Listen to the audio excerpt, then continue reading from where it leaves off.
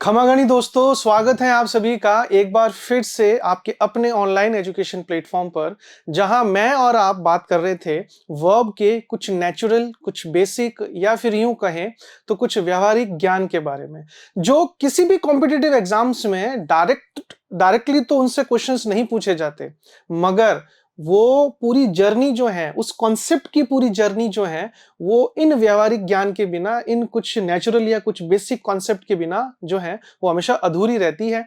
और फिर ये चीजें जो है ना, वो बड़े लेवल के कॉन्सेप्ट या एडवांस लेवल के कॉन्सेप्ट जब हम सीखने जाते हैं, पढ़ने जाते हैं, तो वहां पर हमारे लिए जो है वो परेशानियां क्रिएट करते हैं। मगर जब आप डिजिटल तैयारी के इस ऑनलाइन प्लेटफॉर्म पर मेरे मेरे कल का जो सेशन मैंने वर्ब से रिलेटेड जो लिया है, वो आप जब देखेंगे तो ये मेरा वादा है आपसे कि वर्ब को लेकर के जो कंफ्यूजन्स या जो परेशानियां आपने आज तक फील करी है, वो कभी नहीं करोगे आगे। और आज के बाद में जब भी आप वर्ब का एडवांस लेवल या वर्ब के जब आप एकेडमिक चीजें जब पढ़ोगे, तो आपको बहुत इजीली और बहुत आसानी से समझ में भी आ जाएगी। आज की क्लास जो है वो वर्ब के उस नेचुरल या उस व्यवहारिक ज्ञान से आगे का कॉन्सेप्ट है। बिल्कुल फ्रेंड्स, आज हम लोग जो है वो वर्ब को प्रॉपरली जो है वो एकेडमिक सिनेरियो से शुरू करने वाले हैं, यानी कि यूं कहें तो किताबी लैंग्वेज। जो जो चीजें आपने बुक्स में या कहीं किसी नोट्स में या कहीं किसी अदर प्लेटफॉर्म्स पर आपने जो देखी है, उन सारी चीजों को जो है वो मैं आपके लिए यहां पर लेके आया हूं, बिल्कुल छोटी सी, बिल्कुल सीधी सी और बहुत ही प्यारे से कॉन्सेप्ट के अंदर, बहुत प्यारे से एक तरीके के अंदर। तो आइए शुरू करते हैं आज की क्लास लेके प्रभु का नाम, जो होने वाली है वर्ब के ऊपर। यहां इस क्लास के अंदर वर्ब के कई सारे पड़ाव जो हैं वो हम देखने वाले हैं, कई सारे रूप जो है वो वर्ब के आपके सामने आने वाले हैं, मगर तैयार रहना है अपने आप को उन सारी चीजों के लिए जो कि हम आज सीखने वाले हैं मेरे दोस्त। चलिए शुरू करते हैं आज की क्लास। सबसे पहले हम शुरू करेंगे वर्ब की एकेडमिक डेफिनेशन से। वर्ब है क्या बेसिकली? तो सबसे पहले देखो क्या होता है कि वर्ब जो है एक वर्ड है, एक वर्ड होता है। वर्ब क्या होती है? एक वर्ड होता है, ठीक है ना दोस्त। अब देखो, कुछ वर्ब जो है वो फ्रेज भी होती है, ये भी आपको ध्यान रखना है। फ्रेज का मतलब क्या होता है? एक ग्रुप, क्या होता है? एक ग्रुप ऑफ वर्ड्स, शब्दों के समूह को फ्रेज कहते हैं। मगर उस फ्रेज के अंदर यदि वो फ्रेज आपके वर्ब के ऊपर बेस्ड है, तो उसे आप लोग जो है वो वर्ब फ्रेज कहोगे, है ना, जिसे हम लोग फ्रेजल वर्ब भी कहते हैं। हमारी दूसरी भाषा में हम उसे क्या कहते हैं? Phrasal verb. एग्जांपल की अगर हम बात कहें तो हम कह सकते हैं गेट डाउन। तो गेट डाउन भी एक तरह का क्या है? फ्रेजल वर्ब है। मगर दोस्तों, कई बार जो है ना ये फ्रेजल वर्ब्स आपस में मिलकर के अपना अलग ही एक अर्थ बनाती है। गेट और डाउन जब मिलेंगे तो वो अपना एक अलग अर्थ कैरी करेंगे, अपना एक अलग मीनिंग कैरी करेंगे, अपना एक अलग सेंस कैरी करेंगे, मगर ये होता वर्ब का ही पार्ट है, जिसे फ्रेजल वर्ब कह करके या वर्ब फ्रेज कह करके हम लोग इसे संबोधित करते हैं। एक तो ये चीज आपको ध्यान रखनी है। दूसरा क्या कि वर्ब की एकेडमिक डेफिनेशन क्या कहती है? वो ये कहती है कि वर्ब जो होती है वो एक वर्ड होता है। एक वर्ड का मतलब क्या हो गया? वर्ड की अगर हम लोग डेफिनेशन की बात करें तो हम कहेंगे a group of letter. Verb, word sorry, group of letter. तो ग्रुप ऑफ लेटर को वर्ड कहते हैं। क्या कहते हैं उसको? वर्ड। ध्यान रखना। अब सुनना मेरी बात, अगर वो ग्रुप, लेटर्स का वो ग्रुप, अगर वो किसी किसी एक्शन को शो करे, किसी स्टेट को शो करे या किसी पोजीशन को शो करे, समझ में आई मेरी बात? अ वर्ड, वर्ड की डेफिनेशन क्या होती है? अ group of letters. A group of letters यानी कि लेटर्स का जो ग्रुप है उसे वर्ब, उसे हम लोग तब वर्ब कहेंगे जब वो किसी एक्शन को कैरी करे, किसी कर्मकांड को कैरी करे, किसी स्टेट यानी किसी अवस्था या किसी स्थिति को कैरी करे, किसी पोजीशन यानी किसी अधिकार को कैरी करे, वो वर्ब या वो वर्ड जो है आपका वर्ब कहलाता है। यह है वर्ब की एकेडमिक डेफिनेशन। आगे चलते हैं थोड़ा सा। एक्शन वर्ब कौन सी होती है उसके पहले सुन लीजिएगा प्यारा सा एक छोटा सा, आपको जो है वो एक डिवाइड तरीके से मैं आपको सिखाता हूं कि जैसे वर्ब है तो वर्ब के जो है वो 3 काम होते हैं। अब थोड़ा सा, अब इसको वापस अपन थोड़ा सा जो है वो अपनी नेचुरल लैंग्वेज में सीखने की कोशिश करते हैं। ये तो एकेडमिक चीजें हैं, ये तो आपके सामने यहां भी रहेगी और आपकी बुक्स में भी है। जो नहीं है वो है इन चीजों को समझने का एक नजरिया, एक तरीका, जो मैं और आप मिलकर के सीखेंगे। तो देखो क्या होता है कि वर्ब कि डेफिनेशन तो हमने यहां सीख ली कि वर्ब जो है वो शब्दों का एक ऐसा समूह होता है जो किसी एक्शन, किसी स्टेट या किसी पोजीशन को शो करता है, ये वर्ब कहलाती है। मैं इस चीज को थोड़ा सा जनरल या थोड़ा सा आसानी से आपको सिखाता हूं। कैसे कि वर्ब जो है वो क्या क्या काम करती है। अगर हमें कोई ये पूछ ले कि वर्ब क्या काम करती है, वर्ब का बेसिकली सेंटेंस में क्या योगदान है, क्या यूज है, क्या उपयोग है, क्या कहेंगे हम। वर्ब के 3 बड़े उपयोग हैं। पहला, वर्ब जो है वो एक्शन शो करती है। दूसरा, वर्ब जो है वो किसी भी सेंटेंस के सब्जेक्ट का स्टेट शो करती है। वर्ब जो है वो किसी भी सेंटेंस के सब्जेक्ट का उस सेंटेंस में आने वाली किसी दूसरी नाउन के ऊपर अधिकार भी स्थापित करता है। अधिकार यानी जिसको हम कहते हैं पोजीशन। ठीक है दोस्त, चलिए अच्छी बात है। एक्शन का मतलब हम कह देंगे क्रिया, है ना, घटना, ये सारी चीजें। स्टेट का मतलब हो गया अवस्था, स्थिति या पहचान। जो हमने कल वाली क्लास में एएस हॉर्नबी अंकल को पढ़ा था, तो उसमें हमने S plus V plus C pattern पढ़ा था, ये वही स्थिति। पोजीशन यानी अधिकार।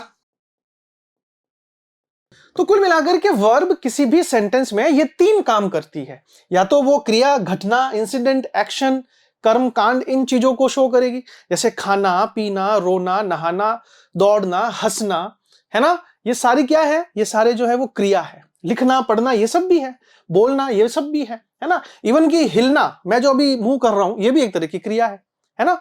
आप लोग जो मुझे देख रहे हो ना, ये भी एक तरह की क्रिया है। तो ये सारी की सारी चीजें जो है वो एक एक्शन के अंदर आती है। तो वर्ब जो है वो सेंटेंस में एक्शन को कैरी करेगा।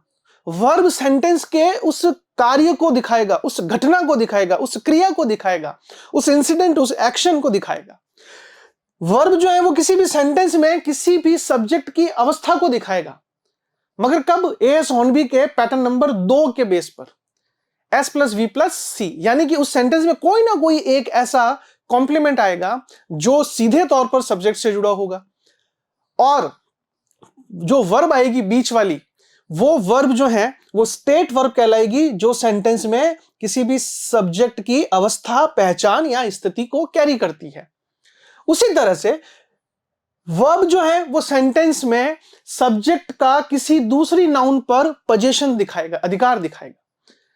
आई बात समझ में। जैसे मैं आपको ये कह सकता हूं कि भाई, जैसे मेरे पास में जो है ये मार्कर है, तो मैं ये कह सकता हूं कि आई हैव अ मार्कर। तो मैं इस मार्कर पे अपना पोजीशन शो कर रहा हूं, अपना अधिकार शो कर रहा हूं। तो इस तरह से हम लोग किसी भी सेंटेंस में जो है वो वर्ब किसी भी नाउन पर सब्जेक्ट के पोजीशन को शो करने का काम भी करती है। तो वर्ब के ये 3 मुख्य कार्य है, ये वर्ब के ये 3 मेजर यूजेस है सेंटेंस के अंदर। अब कभी नहीं पूछोगे कि वर्ब क्या होती है और वर्ब का क्या काम होता है। दोनों चीजें मैंने बता दी, क्या और क्या काम। तो काम ये है और क्या है वो ये है। लेटर्स का ऐसा ग्रुप जो सेंटेंस में एक्शन को कैरी करे, स्टेट को कैरी करे, पोजीशन को कैरी करे, वही वर्ड, वही ग्रुप ऑफ लेटर्स आपकी वर्ब कहलाएगी। आगे चलो, एक्शन वर्ब, कुछ एग्जांपल्स हैं यहां पर, बिल्कुल बेसिक लेवल के एग्जांपल्स, जैसे run, throw, write, speak, work, है ना। बहुत सारे हैं, मैं अगर शुरू करूंगा तो क्लास कम पड़ जाएगी, इतने सारे एक्शंस होते हैं, है ना। आगे देखो, स्टेट वर्ब क्या होती है। अब देखो, स्टेट वर्ब का थोड़ा सा आपको एक सिनेरियो यहां पर मैं एक लार्ज स्केल पर समझा देता हूं। कैसे, हमने कल वाली क्लास के अंदर, लास्ट वाली क्लास के अंदर एएस हॉर्नबी की हमने बात करी थी। तो एएस हॉर्नबी ने एक पैटर्न दिया था ना, S plus V plus C pattern. तो मैंने कहा था कि ये सी जो है वो कोई ना कोई नाउन होगी। क्या होगी वो? नाउन होगी, या कोई ना कोई नाउन फ्रेज हो जाएगी। क्या हो जाएगी वो? कोई ना कोई नाउन फ्रेज हो जाएगी। क्लियर बात? अच्छी बात है। अब उस पैटर्न के अंदर हमने जो कहा था कि ये जो वर्ब है, ये चीजें हमने पिछली क्लास में देख ली है, मगर फिर भी मैं आपको इसका थोड़ा सा बता देता हूं। तो उसने कहा था कि ये जो वर्ब है ना, इस वर्ब को 3 नाम से जाना जाता है। एक तो होता है बी फॉर्म, ठीक है, एक होता है, इसी को हम कहते हैं लिंकिंग फॉर्म, और इसी को हम लोग कहते हैं स्टेट फॉर्म। क्या बोलते हैं इसको? स्टेट फॉर्म, ठीक है ना। जो हमने अभी यहां पर देखा, ये देखो स्टेट, ये वाली सेकंड वाली स्टेट फॉर्म, ठीक है। अब देखो यहां, अब ये तो हो गए इस वर्ब का, इस पैटर्न के बेस पर इस वर्ब को किस नाम से जाना जाता है। मगर इसमें कौन कौन सी वर्ब आती है? तो सुनना गौर से, क्या कि जब सब्जेक्ट के बाद is, are, am, was, were, past, या यूं कह दो विल बी, शैल बी। वैसे मॉडर्न इंग्लिश में इस विल बी शैल बी का यूज खत्म हो चुका है, मतलब बहुत रेयर करते हैं लोग, खत्म तो नहीं कहूंगा, रेयर करते हैं। इसके बाद में अगर कोई नाउन आ जाए या कोई नाउन फ्रेज आ जाए, कोई नाउन फ्रेज आ जाए, तो उस कंडीशन में ये जो वर्ब होगी, is, are, am, was, were, will be, shall be, ये सारी की सारी वर्ब जो है वो आपकी स्टेट वर्ब कहलाएगी, लिंकिंग वर्ब कहलाएगी, बी फॉर्म कहलाएगी। इवन कि मैं आपको बताऊं कि हम लोग जब 7th 8th 9th 10th में जब हम पढ़ते थे, तो हमारे जो ईयरली या हाफ ईयरली के पेपर के अंदर जो क्वेश्चंस आते थे ना, उसके अंदर आपने देखा होगा कि कोष्टक में आता था, ऐसे ब्रैकेट के अंदर बी लिखा हुआ आता था, बी, ऐसे बी लिखा आता था, फिर आगे ब्लैंक आता था। हम हमेशा तुक्का मारते थे, हम हमेशा कभी तो उसमें बीन कर देते, कभी बींग कर देते, कभी कुछ कर देते, क्योंकि हमें पता ही नहीं था कि बी फॉर्म होता क्या। क्योंकि हमारी गलती नहीं है ना, हमें स्कूल से पढ़ाने वाले उन टीचर्स की गलती थी जिन्होंने हमें ढंग से ये चीजें बताई नहीं। और वो आप देख लो कि वो सारी चीजें आज कितनी प्रॉब्लम क्रिएट करी।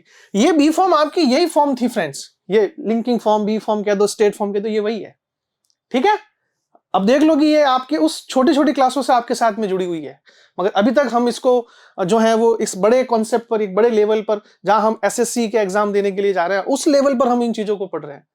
इसलिए जितने भी टीचर्स हैं ना, गवर्नमेंट के, प्राइवेट के, स्कूल लेवल के, सभी से हाथ जोड़ के रिक्वेस्ट है कि बच्चों को जो है ना वो उनके भविष्य के हिसाब से पढ़ाओ भाई। वो आप पर अपना भरोसा करते हैं, आपको अपने भविष्य के निर्माता के तौर पर जो है वो सम्मान देते हैं, उनका थोड़ा सा आप ख्याल कीजिएगा और उनको इन सारी चीजों के बारे में बताया करो, क्योंकि ये आगे जाकर के उनके फ्यूचर के लिए बहुत इंपॉर्टेंट हो जाती है ये चीजें। ठीक है, चलिए, तो ये सारी verb B form, linking form और स्टेट फॉर्म कब कहलाती है? जब एक तो ये सब्जेक्ट के बाद आए और दूसरा इनके बाद में कोई नाउन या नाउन फ्रेज होनी चाहिए। अगर इनके बाद में कोई वर्ब आ गई, सपोज करो कि भाई यहां इज के बाद में अगर कोई वर्ब की आईएनजी फॉर्म आ गई ना, तो उस कंडीशन में ये इज जो है वो बी फॉर्म की कैटेगरी में नहीं आती है, फिर ये हेल्पिंग वर्ब बन जाती है प्रेजेंट कॉन्टिन्यू टेंस की। वाज के बाद में अगर कोई वर्ब की आईएनजी फॉर्म आ जाएगी तो वो पास्ट कॉन्टिन्यू की हेल्पिंग वर्ब बन जाती है। तो कुल मिलाकर के बात सीधी ये है कि यहां is, are, am, was, were, will be, shall be, be form, linking form, state form तभी कहलाएगी जब इसके बाद में नाउन होगा कोई। एग्जाम्पल के तौर पर हम कह सकते हैं ना, क्या, he is my father, he is my father. यहां देखो माई और फादर मिलकर के नाउन फ्रेज बना रहे। नाउन फ्रेज क्यों? क्योंकि मैंने मेरे पिछली किसी क्लास में कहा था कि जिस फ्रेज का मतलब क्या हो गया, अ ग्रुप ऑफ वर्ड्स, और उन वर्ड्स में से अगर मुख्य वर्ड जो है वो कोई नाउन है तो उसको नाउन फ्रेज कहेंगे। तो यहाँ फादर जो है वो मुख्य है, इसलिए ये हो गई आपकी नाउन फ्रेज या नाउन। यहां पर ये आपकी वर्ब और ये आपका सब्जेक्ट। तो ये जो वर्ब है ना, ये इज, ये आपकी बी फॉर्म या लिंकिंग फॉर्म कहलाएगी या स्टेट फॉर्म कहलाएगी। क्यों? क्योंकि ये ही की अवस्था एक पिता के तौर पर दिखा रहा है। क्लियर है ये बात? समझ में आई? अच्छी बात। वॉज लिख दूंगा तो सेंटेंस पास्ट का हो जाएगा, पिता थे। फ्यूचर में लिखूंगा तो फ्यूचर का बन जाएगा सेंटेंस। ठीक है ना? ये थोड़ा सा एक बार आप इसको देख लेना और अपने दिमाग में बैठा भी लेना। और कल वैसे भी मैंने इसके बारे में आपको पूरी एक जो है वो विस्तार से आपको पूरी जो है वो चीजें मैंने आपको प्रोवाइड करवा दी थी। अच्छी बात है। कल मैंने एक चीज और कही थी कि जब ये सारी verb as a be form, as a linking form, as a state form जब यूज होती है, तब ये सारी वर्ब जो है ना वो मेन वर्ब कहलाती है।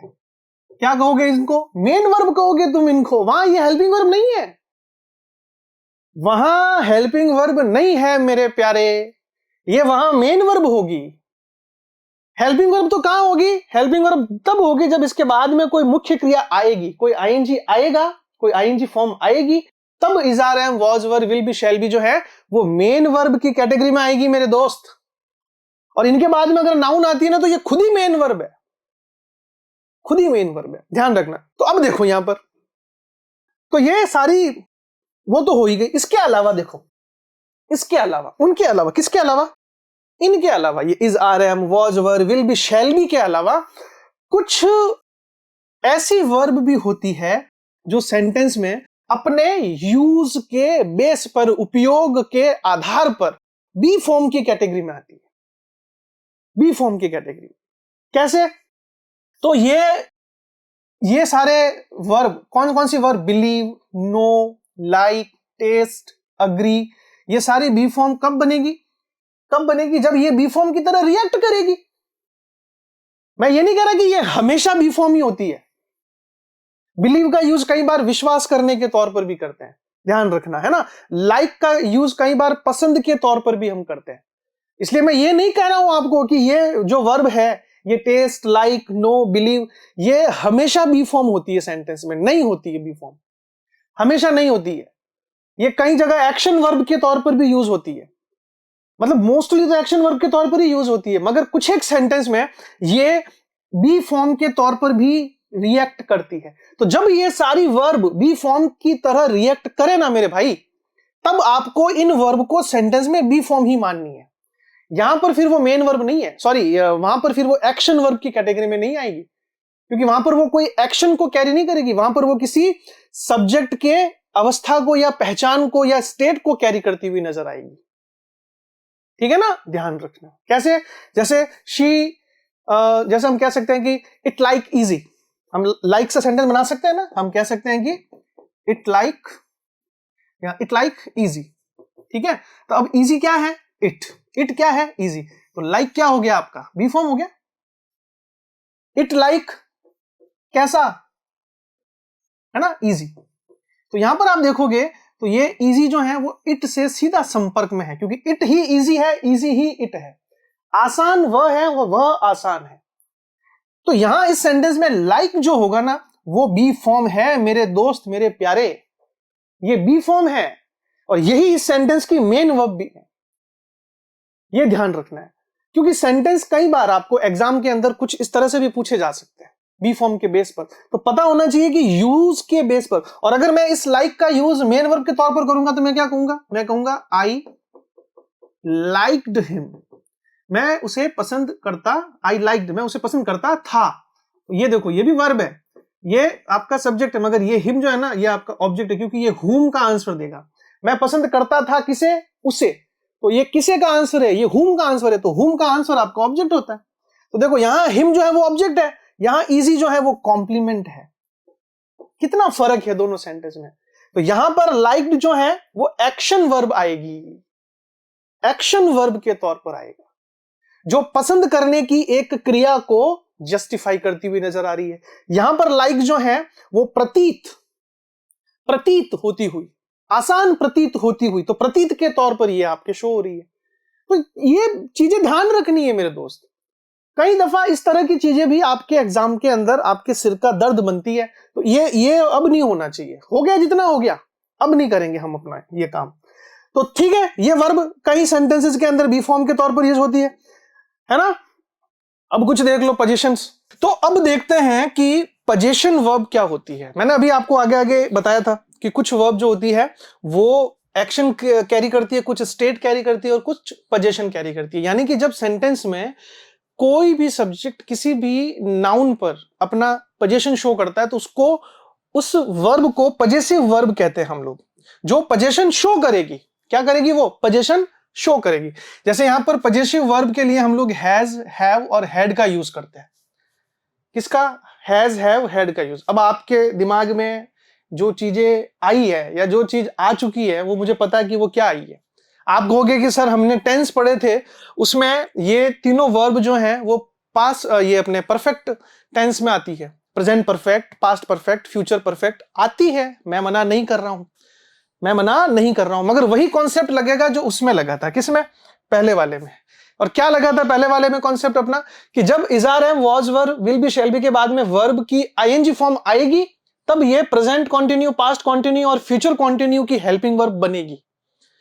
अगर इनके बाद में नाउन आएगी तो ये स्टेट फॉर्म बनेगी, बी फॉर्म बनेगी, लिंकिंग फॉर्म बनेगी। वही कॉन्सेप्ट मेरे प्यारे यहां लगेगा। अगर सब्जेक्ट के बाद में, हैज के बाद अगर कोई नाउन आ जाए या कोई नाउन फ्रेज आ जाए, तो उस सिचुएशन में ये हैज जो है ना, ये आपका पजेसिव वर्ब कहलाएगा। और ये मेन वर्ब भी है इस सेंटेंस में, ये मेन वर्ब होगी। मगर इसका अपवाद क्या? अपवाद तो क्या कहूंगा, इसका दूसरा यूज ही कहूंगा, अपवाद नहीं कहूंगा मैं। अगर सब्जेक्ट के बाद में हैज आ जाए, उसके बाद में अगर किसी मेन वर्ब की या एक्शन वर्ब की थर्ड फॉर्म आ जाए और फिर 100% ऑब्जेक्ट ही आएगा, उस सिचुएशन में ये जो है वो आपका हेल्पिंग वर्ब है। कौन से टेंस का? ये आपके परफेक्ट टेंस का हेल्पिंग वर्ब है। तो इसमें और इसमें तो रात दिन का अंतर है मेरे दोस्त, तो कंफ्यूज नहीं होना है। और मेरे साथ में सीख करके, मेरे साथ में बैठ करके, पढ़ करके भी गलत करते हो तो फिर तो क्या ही मतलब है मेरा, है ना? ये ध्यान रखना है। तो यहां पर जो है ना मेरे दोस्त, यहां पर सब्जेक्ट के बाद में हैज, हैव, हैड और उनके बाद में अगर कोई नाउन या नाउन फ्रेज आती है तो ये हैज, हैव, हैड जो है, ये हैज, हैव, हैड जो है वो आपका पजेसिव वर्ब कहलाएगी और ये मेन वर्ब के तौर पर यूज होती है सेंटेंस में। सेंटेंस के हिसाब से अकॉर्डिंग आप देख लो, क्या? I have a marker, I have a marker, I have a marker, I have a marker. तो यहां पर मैं मार्कर पे अपना पोजीशन दिखा रहा हूं, तो ये मार्कर पर मैं अपना पोजीशन दिखा रहा हूं, तो ये पजेसिव वर्ब होगी, ये पजेसिव वर्ब होगी। और ये भी देखो क्या का आंसर कैरी कर रही है। आई हैव, मैं रखता हूं, मेरे पास है क्या? मार्कर। तो मैंने अगेन कल भी कहा था, पिछली क्लास में भी कहा था कि वर्ब के बाद में कैरी किया गया व्हाट का हर आंसर ऑब्जेक्ट नहीं होता, व्हाट का हर आंसर कॉम्प्लीमेंट भी नहीं होता। वैसे ही व्हाट के कुछ आंसर पजेसिव भी होते हैं, पजेशन भी होते हैं, अधिकार भी होते हैं। बड़ा मजा आता है जब हम ये छोटी छोटी और बेसिक चीजें पढ़ते हैं, क्योंकि कॉन्सेप्ट क्लियर होता है, कॉन्फिडेंस डेवलप होता है। और मुझे पता है कि जो जो ये वीडियोस देख रहे हैं ना, वो कॉन्फिडेंट तो हो रहा है धीरे धीरे, उनको लग रहा है कि नहीं यार कुछ समझ में आ रहा है हमें, भले थोड़ा थोड़ा भी आए, है ना, छोटू छोटू भी आए समझ में, मगर आ जरूर रहा है। और उसको पता है कि ये जो मैं 30, 35, 40 मिनट जो दे रहा हूं ना, ये मेरे जाया नहीं जा रहे हैं, क्योंकि मैं कुछ सीख रहा हूं। ठीक है, मुझे पता है, मैं जानता हूं ना, क्यों? क्योंकि यहां से जानता हूं मैं आपको, यहां से फील करता हूं आपको। चलो अब यहां एक एक्सेप्शन ले लेते हैं। एक्सेप्शन तो क्या है? वैसे कहते तो अपवाद है, मगर ये क्या है? ये नजरिया है। देखो, इंसान का नजरिया जो है ना, वो चीजों को एक्सेप्शन या अपवाद की कैटेगरी में लेता है। अब आप जब जो लॉजिक या जो कॉन्सेप्ट आप सीखते हो, उन कॉन्सेप्ट या उन लॉजिक को ग्रामर अपने यूज, जब ग्रामर और यूज का जब सवाल आएगा ना, उपयोग और व्याकरण का जब सवाल आता है ना, तो उसमें उपयोग व्याकरण से कई गुना बढ़कर होता है, क्योंकि लैंग्वेज की ग्रामर होती है, ग्रामर की लैंग्वेज नहीं होती है। ध्यान रखनी है ये चीज। तो कई बार कॉन्सेप्ट जो है वो धराशायी हो जाते हैं उपयोग के बेस पर, और अपवाद वहीं से निकलते हैं, क्योंकि आपका ग्रामर का कॉन्सेप्ट क्या कहता है और आपका सेंटेंस का उपयोग क्या कहता है, अर्थ क्या कहता है, मीनिंग क्या कहता है। सेंटेंस में अर्थ, मीनिंग, सेंस से बढ़कर के कुछ भी नहीं है, कोई व्याकरण नहीं है, कोई ग्रामर नहीं है। यहां पर आप देखोगे सेंटेंस में कि वी हैड अ लंच, तो लंच जो है ना एक नाउन है। क्या है ये? लंच जो है वो एक तरह की नाउन हो गई, हैड हो गई वर्ब, वी हो गया सब्जेक्ट। इस बेस पर कि वर्ब के बाद में नाउन आए, हैड या हैज या हैव के बाद में अगर नाउन आए, तो वो वर्ब जो होगी वो पॉजिटिव होगी। यही कॉन्सेप्ट हमने सीखा अभी। सही भी है कि अगर हैज, हैव, हैड के बाद में नाउन आती है तो, या नाउन फ्रेज आती है, तो वहां हैज, हैव, हैड जो है वो पॉजिटिव वर्ब कहलाएंगे, वो परफेक्ट टेंस की मेन वर्ब नहीं कहलाएगी। और यहां पर यही हो रहा है, लंच नाउन है, हेड आ रहा है, वी आ रहा है, तो इस ब्रैकेट के हिसाब से तो ये हेड जो है वो पॉजिटिव वर्ब है ना। और यहां एएस ऑन बी को फॉलो करोगे तो देखो एट, एट यानी प्रेपोजिशन, तो प्रेपोजिशन से जो है वो सेंटेंस में एडवर्बियल शुरू हो जाता है। मैंने नहीं कहा था, हॉर्नबी अंकल ने कहा था। तो एएस हॉर्नबी अंकल ने ये वाला कॉन्सेप्ट भी दिया था, और उन्होंने ये भी दिया था, और उन्होंने कहा था कि वर्ब के बाद में, हेड के बाद में अगर नाउन आए ना, तो वो हेड या हैज या हैव पॉजिटिव होता है, मगर हेड का यूज जो होता है ना, वो कई बार खाने के तौर पर भी किया जाता है। खाना, खाना, खाना, क्रिया। खाना मतलब चावल दाल ये नहीं, खाना जो खा रहे हो ना, चबा चबा करके, निगलना, पीना, गिटना, खाना, वैसे ही। तो खाना जो है ना, उसको हम कई बार हेड के तौर पर यूज करते हैं। तो ये कह रहा है कि we had a lunch at the restaurant, मैंने रेस्टोरेंट में खाना खा लिया, खाना खा लिया। तो ये खा लिया, ये वर्ब की, खाना खाने की सेकंड फॉर्म को कैरी कर रहा है। तो ये तो एक तरह से मेन वर्ब को कैरी कर रहा है, ये तो एक्शन वर्ब को कैरी कर रहा है। तो यहां पर जो हेड होगा वो पजेसिव वर्ब नहीं है, भले ही इसके बाद में नाउन हो, भले ही नाउन हो, मगर ये पजेसिव वर्ब नहीं है, क्योंकि ये तो किसी एक्शन को कैरी कर रहा है। खाना खा लिया, तो खाना खाने को ये कैरी कर रहा है। इसका मतलब हर हेड जो है वो पजेसिव नहीं है। कहते हैं ना कि भाई हर नेटवर्क 4G नहीं होता और हर सफेद बाल वाला दादाजी नहीं होता, वैसे ही हर नेटवर्क 4G नहीं होता, सॉरी हर नेटवर्क 5G नहीं होता। आजकल तो 5G आ गया है। हर नेटवर्क 5G नहीं होता और हर सफेद बाल वाला दादाजी नहीं होता। वैसे ही सब्जेक्ट और नाउन के बीच आने वाला हर हेड पजेसिव नहीं होता। कई दफा हेड जो है वो खाना यानी कि क्रिया, मेन वर्ब, मुख्य क्रिया, खाने की मुख्य क्रिया के तौर पर भी यूज में लिया जाता है, इसलिए यहां पर ये पजेसिव वर्ब नहीं है। ओके, चलो आगे। अब जो है वो हम ट्रांजिटिव और इंट्रांजिटिव वर्ब का कॉन्सेप्ट सीखते हैं कि ट्रांजिटिव और इंट्रांजिटिव वर्ब का क्या कॉन्सेप्ट होता है। वर्ब के यहां से मैं आपको स्टेजेस बताने वाला हूं। ये फर्स्ट स्टेज है आपकी, ये वर्ब की फर्स्ट स्टेज है। देखो स्टेज क्या है, देखो ये मैं आपको चीजों को इजी करने के तरीके हैं बस, क्योंकि वर्ब जो है ना वो अपने यूज के आधार पर एक बहुत अच्छा और बहुत कॉम्प्लिकेटेड टॉपिक है। मगर ये कॉम्प्लिकेटेड टॉपिक हमारे लिए कब तक कॉम्प्लिकेटेड रहेगा? कभी ना कभी तो हमें इसको जो है वो समझना पड़ेगा ही ना। कभी ना कभी तो हमें इसके ऊपर अपनी पकड़ बनानी पड़ेगी, क्योंकि बिना इन चीजों के हम कॉम्पिटिटिव एग्जाम्स को क्लियर कैसे करेंगे? तो क्लियर करना है तो इन चीजों को समझनी भी पड़ेगी। इसीलिए यहां पर आपको जो है वो इसको स्टेजेस यानी टुकड़ों में, स्टेज का मतलब टुकड़े, छोटे छोटे से टुकड़ों के रूप में वर्ब को समझना है। ठीक है, तो पहली स्टेज जो है ना उसमें मैंने वर्ब को दो भागों में डिवाइड किया है, ट्रांजिटिव वर्ब, इनट्रांजिटिव वर्ब। क्या? Transitive verb, intransitive verb. Transitive verb क्या होती है और इंट्रांजिटिव वर्ब क्या होती है, आइए सीखते हैं, देखते हैं कि ये क्या है और ये कहां तक कितनी हमारे लिए इंपॉर्टेंट है। ठीक है, उसके पहले हॉर्नबी अंकल का ध्यान करो। हॉर्नबी अंकल के बिना वर्ब अधूरी है, बिना हॉर्नबी अंकल के वर्ब अधूरी। हॉर्नबी अंकल ने एक पैटर्न दिया था S plus V plus O, और यहां उन्होंने कहा था कि वर्ब जो है वो व्हाट और whom, जो वर्ब व्हाट और whom के आंसर को कैरी करे तो वही व्हाट और whom का आंसर ऑब्जेक्ट होता है। किसने कहा था? हॉर्नबी अंकल ने कहा था। आपने सीखा था ना पिछली क्लास में, सीखा था, तो डाउट तो नहीं होना चाहिए किसी भी तरह का।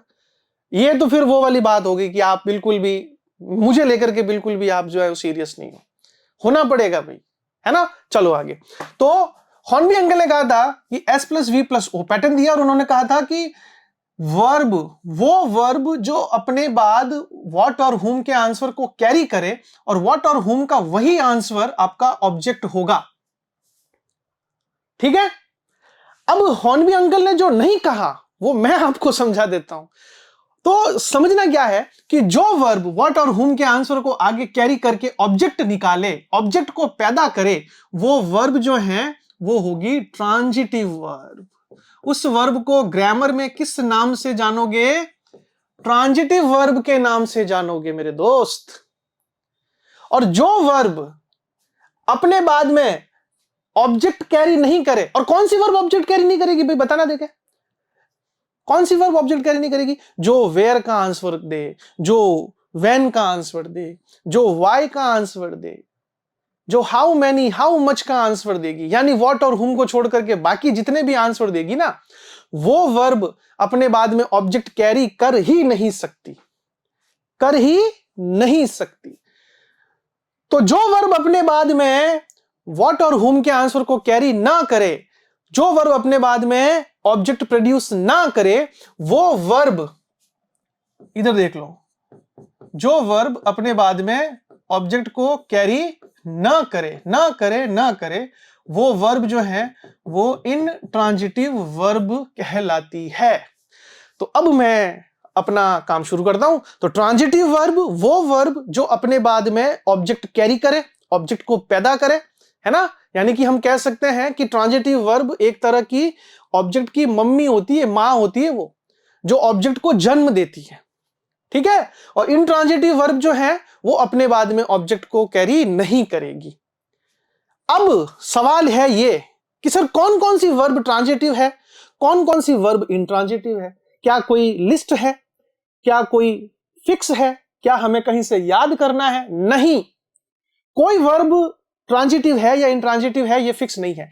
फिक्स कौन करेगा? मैं या आप नहीं, कोई बुक नहीं, सेंटेंस का यूज, वो वर्ब सेंटेंस में किस तरह से यूज की जा रही है, उस वर्ब के बाद में कौन सा एलिमेंट आ रहा है, वो वर्ब क्या अर्थ कैरी कर रही है, ये सारी चीजें जो है वो ये डिसाइड करेगी कि वर्ब ट्रांजिटिव है या इंट्रांजिटिव है। इसलिए ये तो इस चीज को जो है ना, ये आप एक्स्ट्रा दिमाग लगा करके निश्चित मत कर देना कि ये ट्रांजिटिव है मैं रट्टा मार लूंगा, ये इंट्रांजिटिव है मैं रट्टा मार लूंगा, नहीं होता है।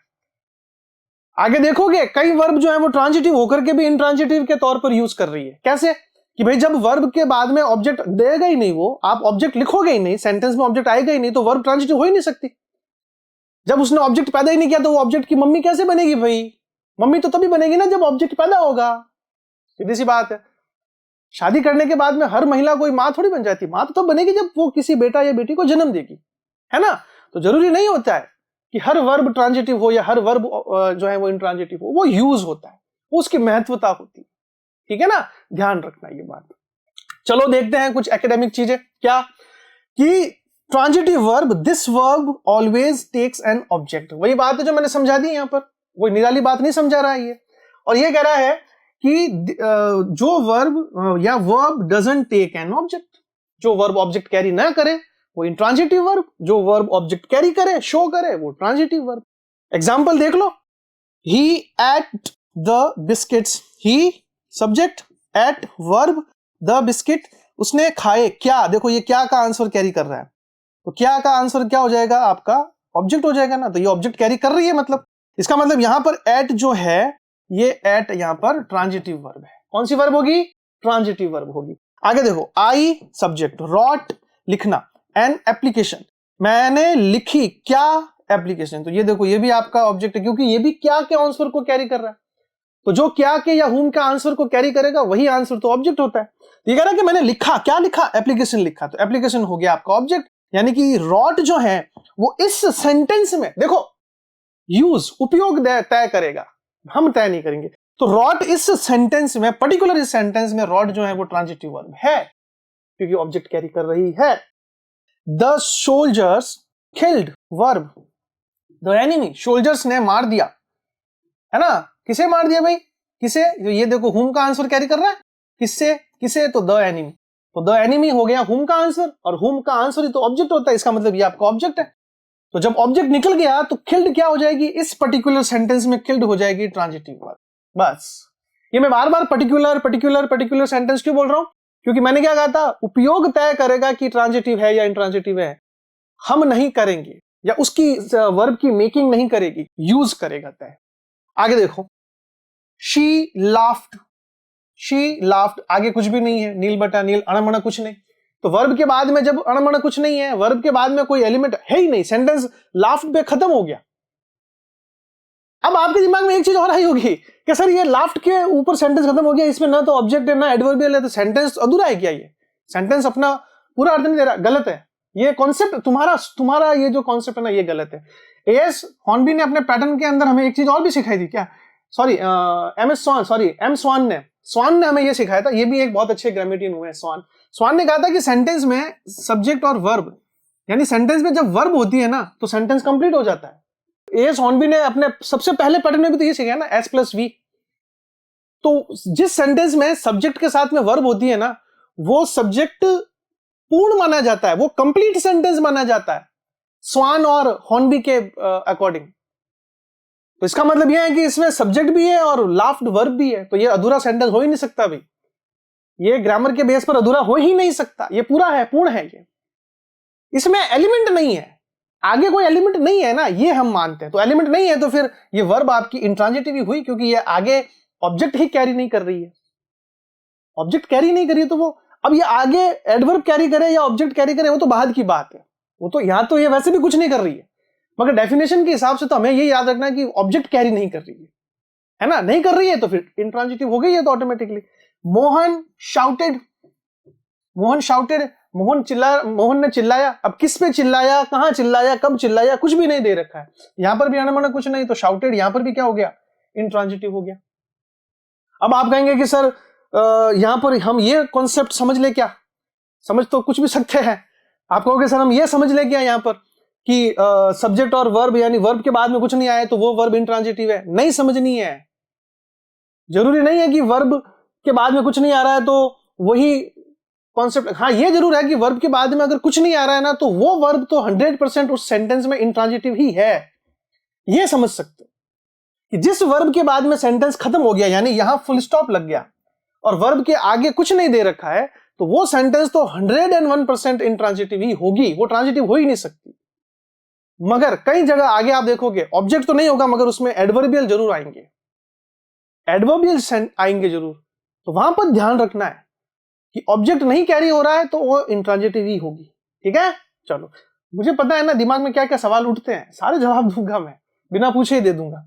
द ट्रेन लेफ्ट, देखो कुछ नहीं अनमना तो ये इंट्रांजिटिव ही हो गई, ये तो जन्मजात इंट्रांजिटिव हो गई, 100% श्योर है क्योंकि ये तो कोई एलिमेंट ही कैरी नहीं कर रही है। एडवर्ब ऑब्जेक्ट की तो बात अलग है, एलिमेंट कैरी नहीं हो रहा तो नहीं होगा इसमें। ठीक है, अब देखिए आगे, exception of transitive and intransitive. क्या एक्सेप्शन है देखते हैं। Most verbs can be used इधर ट्रांजिटिवली और इंट्रांजिटिव।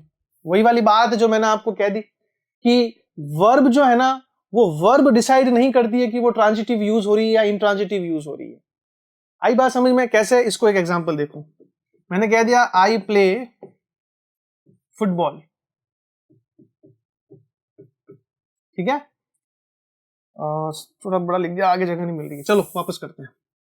तो मैंने कह दिया आई प्ले फुटबॉल विथ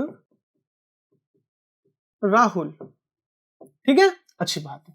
अब एक सेंटेंस में ये लिख रहा हूं, देखो, I play with Rahul every day. यहां पर भी लिख दो एवरी डे, कोई बात नहीं।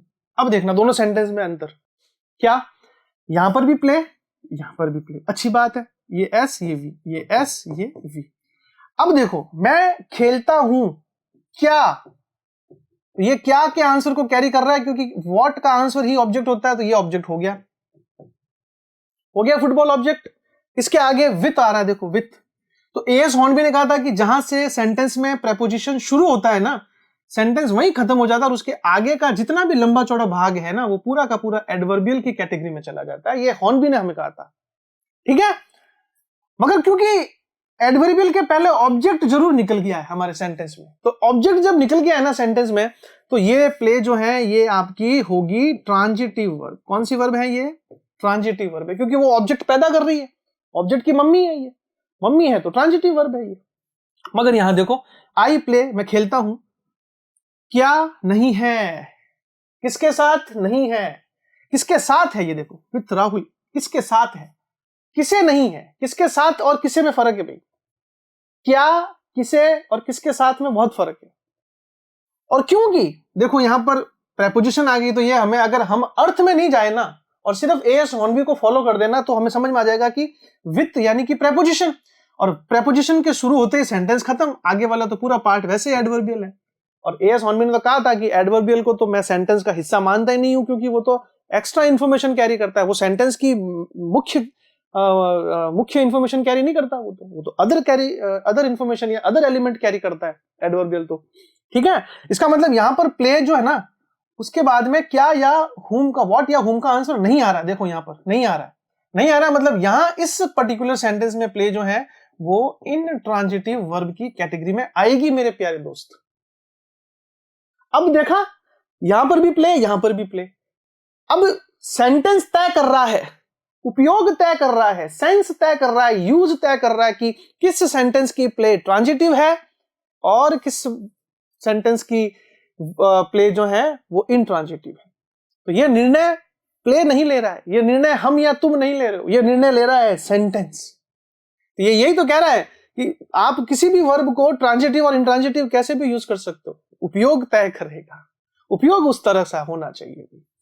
सेंटेंस देखो, the driver stopped the car. अब यहां देखो द ड्राइवर सब्जेक्ट, स्टॉप्ड क्या, ड्राइवर ने स्टॉप्ड कर दी, क्या कर दी, तो ये क्या का आंसर आ रहा है, तो क्या का आंसर ही है द कार, यानी ये ऑब्जेक्ट है। इसका मतलब यहां स्टॉप्ड जो है ना वो आपकी ट्रांजिटिव वर्ब की कैटेगरी में है, जबकि यहां द कार स्टॉप्ड, और स्टॉप्ड के बाद में सेंटेंस खुद ही यहां स्टॉप्ड हो गया, सेंटेंस खुद ही स्टॉप हो गया, आगे आने बढ़ने कुछ नहीं है। इसका मतलब यहां पर इस सेंटेंस में जो स्टॉप्ड है वो इंट्रांजिटिव है, क्योंकि ऑब्जेक्ट छोड़ो ये तो कुछ भी नहीं कैरी कर रहा है साथ में। तो यहां पर पहले वाले में स्टॉप्ड ट्रांजिटिव, दूसरे वाले में स्टॉप्ड इंट्रांजिटिव। पहले वाले में प्ले ट्रांजिटिव, दूसरे वाले में प्ले इंट्रांजिटिव। यहां देखो आई टीच के बाद में कुछ भी नहीं, खत्म अणमणा। तो टीच यहां इस सेंटेंस में क्या हो गया, इंट्रांजिटिव, ऑब्जेक्ट कैरी नहीं हो रहा। और यहां आई टीच व्हाट, इंग्लिश। क्या का आंसर है, इंग्लिश। तो यहां पर क्योंकि ऑब्जेक्ट निकला, इसका मतलब टीच यहां पर ट्रांजिटिव है। तो वर्ब ट्रांजिटिव भी हो सकती है, इंट्रांजिटिव भी हो सकती है। इसका निर्णय हम या तुम नहीं करेंगे, इसका निर्णय वर्ब खुद नहीं करेगी, इसका निर्णय करेगा सेंटेंस में उसका उपयोग और सेंटेंस में यूज किया जाने वाला सेंस। तो आई होप कि ये बड़ी अच्छी तरीके से समझ चुके होंगे आप ट्रांजिटिव और इंट्रांजिटिव वर्ब के इस खेल को, इस खेला को। और आज की जो क्लास है वो हम यहीं पर रोकेंगे, क्योंकि समय जो है वो बड़ा बलवान है, ये किसी के रुकने से रुकता नहीं है। मगर प्रॉमिस, कल वापस आऊंगा, इस कार्रवाई को आगे लेके जाऊंगा, आपके साथ में लेके जाऊंगा, अकेला नहीं छोड़ने वाला हूं, आप भी नहीं छूटोगे। और प्रॉमिस करो कि हर क्लास के साथ में नियमित बने रहोगे, ठीक है? अच्छी बात है। चलो, और एक चीज का और ध्यान रखना, आई